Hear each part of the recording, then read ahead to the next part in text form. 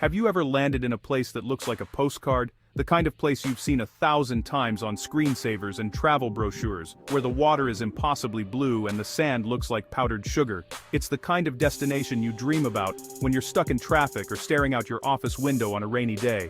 The Philippines, with its swaying palm trees and sweet mango-scented air, feels like paradise.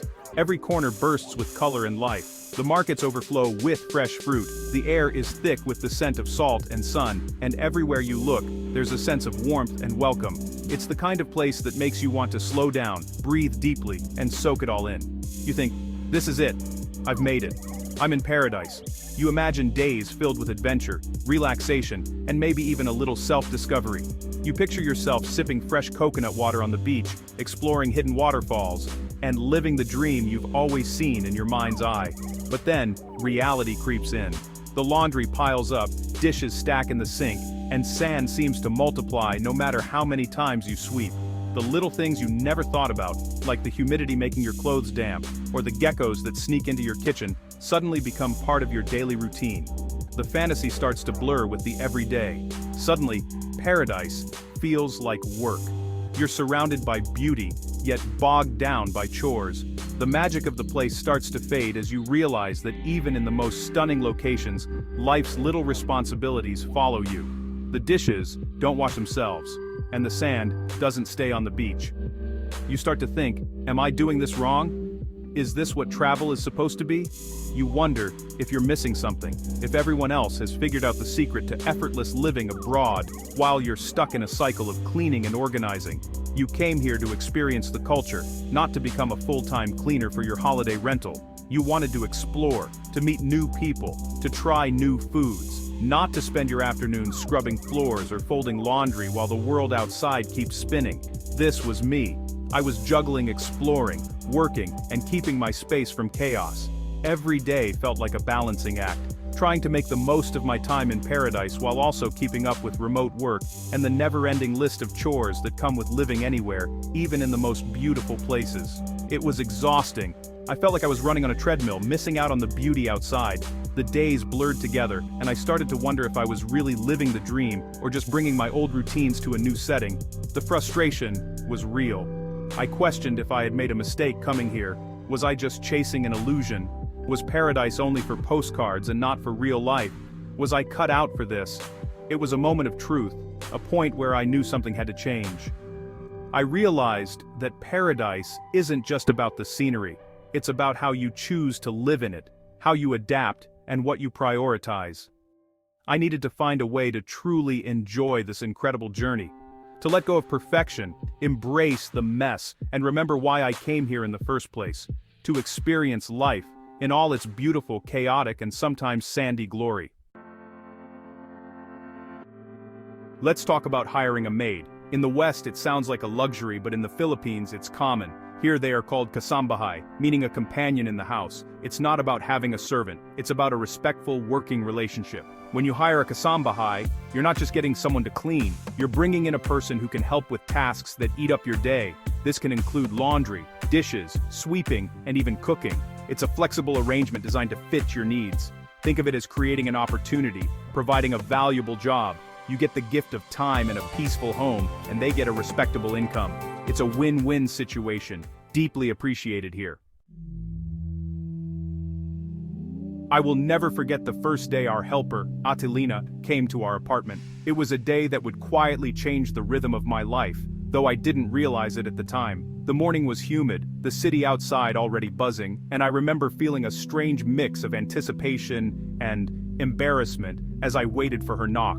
I was overwhelmed, my mind cluttered, and my apartment a mess. Every corner seemed to echo my stress, piles of laundry, dishes stacked in the sink, and a living room that looked more like a storage unit than a place to relax. I felt like I was drowning in my own disorganization, unable to catch my breath or find a moment of calm. Lena arrived with a calm energy that instantly put me at ease. She greeted me with a gentle smile, her presence radiating warmth and understanding. It was as if she brought a gentle breeze into the apartment, sweeping away some of the tension I'd been carrying for weeks. We had a simple chat about what needed to be done. I nervously listed the chores, apologizing for the mess, but she just nodded kindly, assuring me that it was nothing she hadn't seen before. Her confidence made me feel less ashamed and more hopeful. She got to work with quiet efficiency, bringing order to my chaos.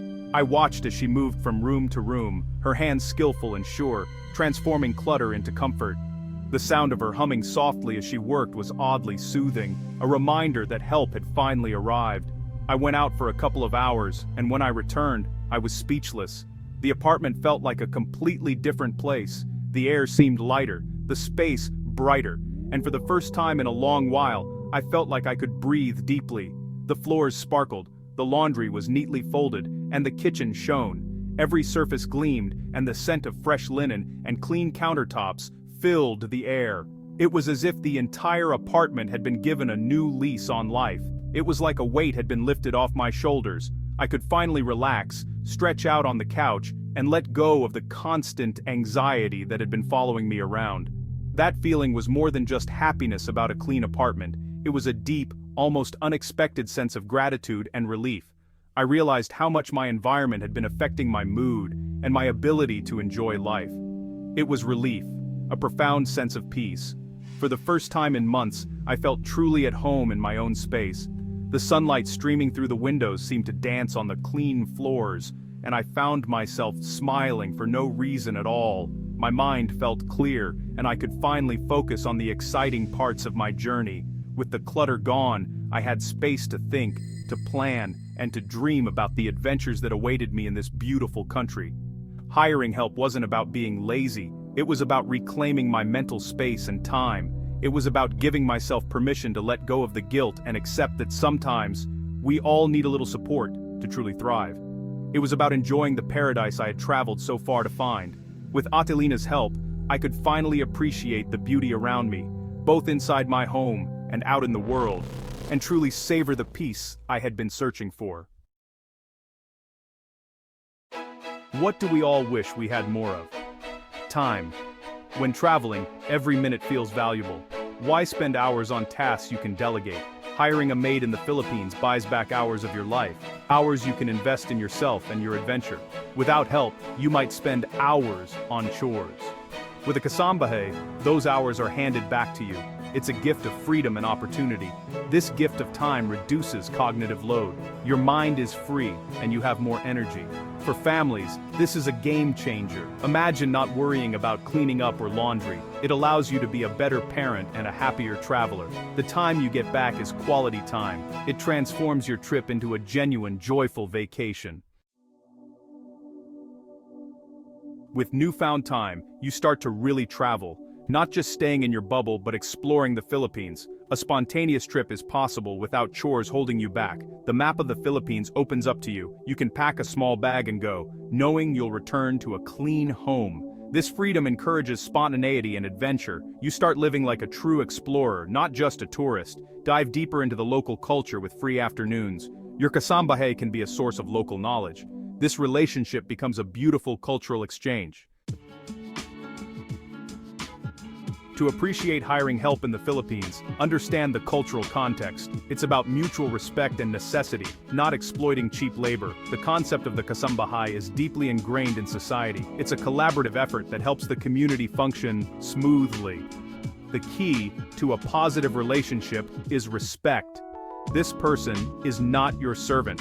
They are a professional. Learn their name, use it, and address them politely.